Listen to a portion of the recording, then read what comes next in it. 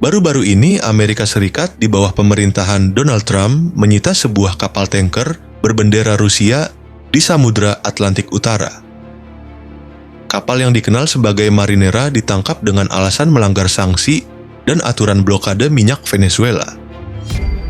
Moskow menyebut tindakan ini pelanggaran hukum maritim internasional, bahkan tindakan ilegal dan agresi militer terhadap kapal damai. Pemerintah Rusia marah dan menuduh Amerika menciptakan situasi krisis internasional yang akut.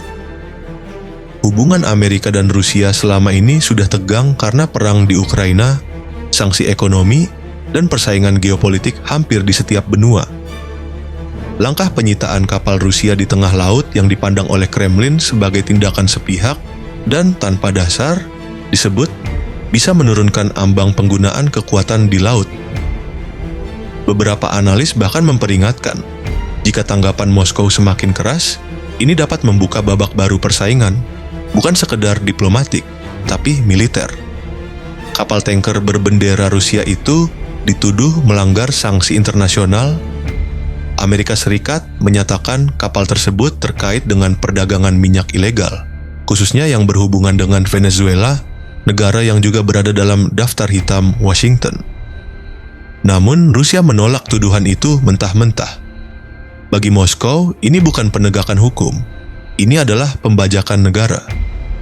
Bayangkan sebuah kapal sipil, awak non-militer, ditangkap oleh kekuatan angkatan laut negara lain di laut yang seharusnya netral.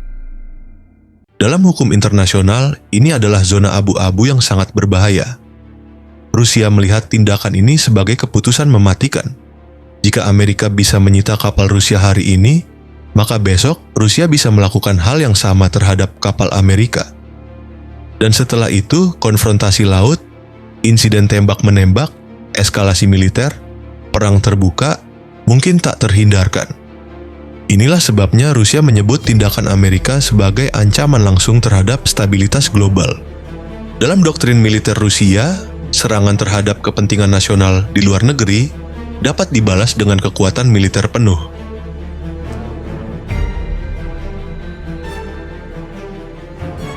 Di sisi lain, Donald Trump bukan politisi biasa.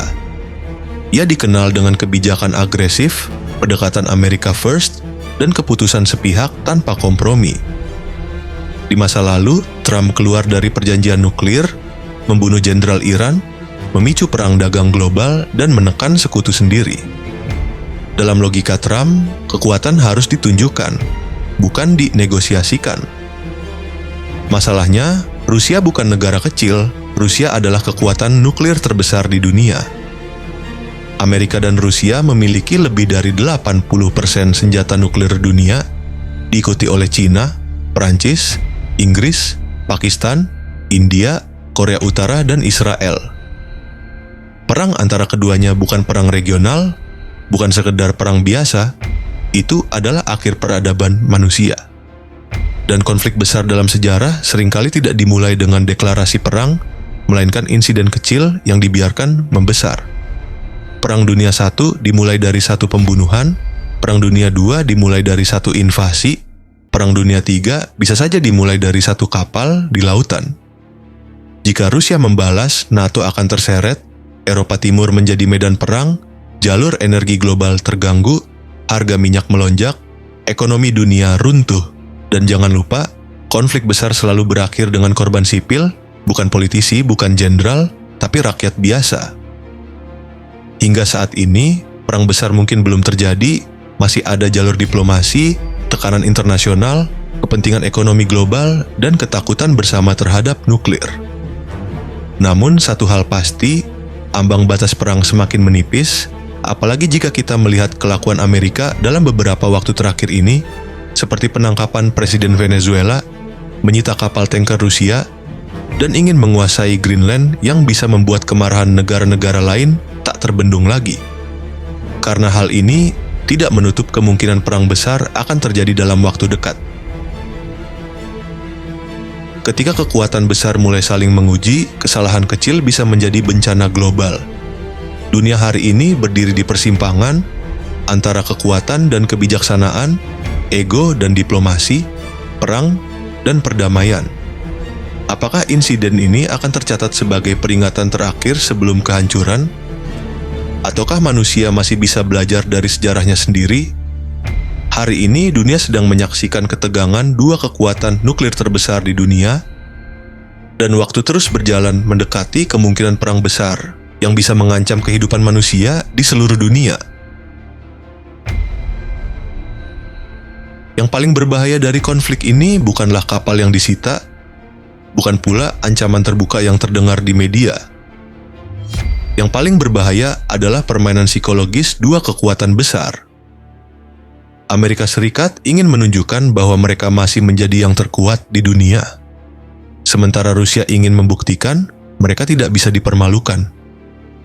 Dan ketika dua ego negara besar saling bertabrakan, logika seringkali dikalahkan oleh gengsi. Sejarah mengajarkan kita satu hal penting. Perang besar jarang dimulai dengan niat perang, biasanya dimulai dengan salah tafsir, provokasi kecil, atau tindakan sepihak yang dianggap sepele. Satu kapal, satu keputusan, satu perintah, lalu semuanya lepas kendali. Jika konflik ini membesar, yang terdampak bukan hanya Amerika dan Rusia. Cina akan ikut menghitung langkah. Iran dan Korea Utara akan membaca situasi. NATO berada di posisi siaga penuh. Dan di titik inilah, Perang Dunia III bukan lagi teori, melainkan kemungkinan statistik. Trump dikenal tidak suka mundur, Vladimir Putin dikenal tidak mau dipermalukan. Keduanya adalah pemimpin yang memahami kekuatan militer dan tidak takut menggunakannya untuk kepentingan nasional. Inilah kombinasi paling berbahaya dalam politik global.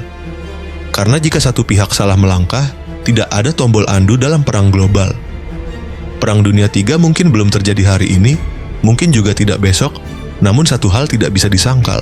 Dunia semakin dekat dengan garis merahnya sendiri. Dan sejarah selalu mencatat bahwa perang terbesar manusia dimulai saat manusia merasa dirinya paling berkuasa. Pertanyaannya sekarang, apakah dunia akan belajar atau mengulang kesalahan yang sama?